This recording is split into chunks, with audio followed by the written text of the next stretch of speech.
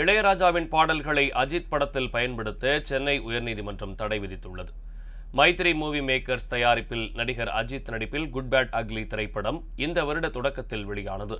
இந்த திரைப்படத்தில் தனது இசையில் ஏற்கனவே வேறு திரைப்படங்களில் வெளியான இளமை இது இதோ, ஒத்தரூபாயும் தாரன், ஏஞ்சோடி மஞ்சக்குருவி ஆகிய பாடல்களை அனுமதி இல்லாமல் பயன்படுத்தி உள்ளதாக கூறி இசையமைப்பாளர் இளையராஜா சார்பில் மனு தாக்கல் செய்யப்பட்டுள்ளது.